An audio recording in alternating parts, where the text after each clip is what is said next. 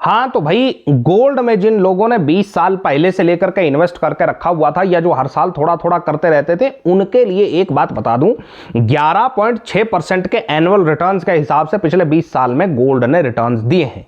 अब बात कर लेते हैं सिल्वर की। भाई साहब पिछले अगर 20 साल में आप देखेंगे तो 16% का राइज है सिल्वर में।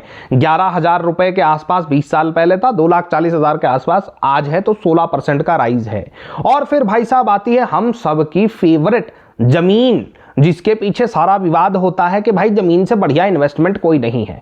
तो 20 साल और आज में अगर आप अंतर देखते हैं तो रेजिडेंशियल प्रॉपर्टी 9.82% के हिसाब से बढ़ी है। मतलब कि कुछ एक जगह में जो है वो उसकी वैल्यू बहुत ज्यादा बढ़ गई है, लेकिन बाकी जगह में 9.82 10% के हिसाब से बढ़ी है। मतलब अगर 20 साल पहले आपने 50 लाख की एक जमीन खरीदी थी तो आज वो 2-3-4 करोड़ की हो गई है। अब जरा बात कर लेते हैं म्यूचुअल फंड्स की। देखिए म्यूचुअल फंड्स जो है ना लॉन्ग टर्म में अपने साथ के सारे एसेट्स को ओवरशैडो कर जाता है, और उसको हम एग्जांपल से समझेंगे। पहले जमीन के एग्जांपल पे वापस आते हैं। 50 लाख रुपए आपने 20 साल पहले लगाए जमीन में, तो भाई साहब आज की डेट में उसकी कीमत 2 से 4 करोड़ के बीच में है। कुछ एक जगहों में 5 करोड़ प्लस भी है, लेकिन वो जनरल रूल नहीं माना जा सकता। जनरली 2 से 4 करोड़ रुपए के हिसाब से ही आपकी जमीन आज बिकेगी।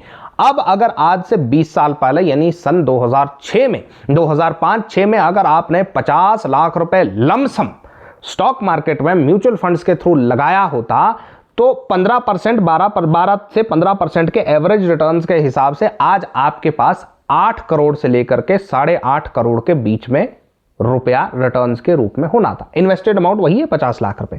भैया 20 साल पहले तो हमारे पास 50 लाख थे ही नहीं। तो ठीक है भाई साहब, 20,000 रुपए की एसआईपी ही अगर आपने की होती तो भी 21 साल में यानी 20.5 साल में लगभग आपका इन्वेस्टेड अमाउंट वही 50 लाख रुपए पहुंच जाता है। तो आपके रिटर्न्स कितने होते? आपके रिटर्न्स भाई साहब आज की डेट में होने थे 3 करोड़ 10 लाख रुपए। मतलब कि 20,000 के एसआईपी करते तो आपको आज मिलना था 3.25 करोड़। अगर 10,000 की एसआईपी 20 साल पहले करते तो आज आपके पास 1.5 से 1.25 करोड़ रुपए होता। लेकिन हम क्या करते हैं ना, हमारी आइडियोलॉजी क्या है कि किसी दोस्त के बोलने पे स्टॉक मार्केट में उठ के चले आएंगे, किसी दोस्त के बोलने पे एसआईपी करने लगेंगे कि भाई वो वाला म्यूचुअल फंड जो है ना बहुत बढ़िया रिटर्न दे रहा है, 18-20% दे रहा है, पिछले 2 साल में दिया है। 2 साल के रिटर्न्स देख करके म्यूचुअल फंड में आने वाले, स्टॉक्स में आने वाले जो है ना उनका बेड़ा गर्क होना पक्की बात है। क्योंकि जब तक आपको ये पता नहीं है कि आप इन्वेस्ट कर क्यों रहे हैं, आपका गोल क्या है, आपने कितने पैसे लगाने हैं, आपने कब तक के लिए लगाने हैं और आप इस पर्टिकुलर म्यूचुअल फंड में पैसा डाल ही क्यों रहे हो, तब तक आपका नाश होना तय है। देखिए क्या है ना, it is all about trading psychology. एक किताब छपी थी साइकोलॉजी के ऊपर छपी थी और ट्रेडिंग साइकोलॉजी उस किताब का नाम था। उसने भी ये बात बिल्कुल सही तरीके से एक्सप्लेन की थी। जिन लोगों ने पढ़ी है भाई उन्होंने पढ़ी है, those who know they know. देखिए क्या होता है ना, अक्सर हम लोग गोल्ड सिल्वर या जमीन में इसलिए इन्वेस्ट करते हैं कि ये ना टेंजिबल प्रोडक्ट्स हैं, ये हमें सामने दिखते हैं कि अच्छा भाई जमीन है तो हमें सामने दिख रही है कि हाँ हमारा 5 बीघे का 2 बीघे का खेत हमने ये खरीदा है। गोल्ड है तो आपके हाथ में दिखता है कि हाँ ठीक है भैया हमारे पास जो है ना 50 तोला 100 तोला सोना है। चांदी भी इसी तरह से आपके हाथ में दिखता है। लेकिन जब आप म्यूचुअल फंड या स्टॉक्स की बात करते हैं तो वो स्क्रीन पर चलते हुए कुछ एक नंबर आपको दिखाई देते हैं और उसमें ज्यादातर लोगों को कॉन्फिडेंस आ नहीं पाता है कि यार पता नहीं ये नंबर से दिख रहे हैं, इतना रिटर्न है, ऊपर से मार्केट अगर नेगेटिव में चली गई तो वो पोर्टफोलियो आपका -10% में चला जाता है, फिर आपको रोना आ जाता है। जमीन के साथ लोगों के ये होता है कि चलिए ठीक है हमने 20, 25, 30 लाख रुपए खर्च करके ये जमीन ली है, आज इसका रेट इतना मिल रहा है, 75 लाख मिल रहा है, 70 लाख मिल रहा है, तो चलिए थोड़ा और वेट करेंगे, 1-1.5 करोड़ तक जाने देंगे फिर बेचेंगे। लेकिन यही डिसिप्लिन आपका स्टॉक्स और म्यूचुअल फंड्स के साथ नहीं आ पाता है।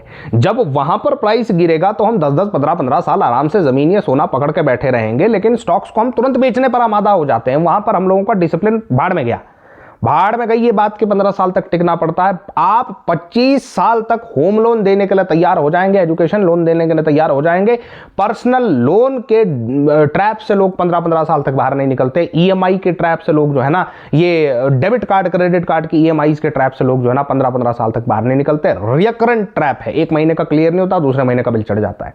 लेकिन एसआईपी करने को बोलो तो लोगों को रोने निकलता है। It is all about psychology. देखिए सबसे पहले ना इस बात को समझना बहुत इंपॉर्टेंट है कि लॉन्ग टर्म में म्यूचुअल फंड्स की रिटर्न्स के सामने ना तो जमीन टिकेगी, ना गोल्ड टिकेगा, ना सिल्वर टिकेगा। लॉन्ग टर्म में आपको नहीं अब ऐसे तो अगर आप सिल्वर का देखेंगे तो पिछले 3 साल का रिटर्न 47% है, पिछले 3 साल का रिटर्न है 47%। लेकिन अगर आप उसको 20 साल के बड़े टर्म में ले जाएंगे 16%। तो जिन्होंने तो 3 साल देख करके सिल्वर में इन्वेस्ट करना है कि 40,000 से उठ करके भाई साहब 2,40,000 पे पहुंच गया है, तो वो अगले 3 साल में वैसा रिटर्न अब नहीं देगा। अगर आप गोल्ड के पिछले 2 साल के रिटर्न्स देख करके आज गोल्ड में इन्वेस्ट करने लगेंगे तो गोल्ड अब उतना रिटर्न नहीं देगा।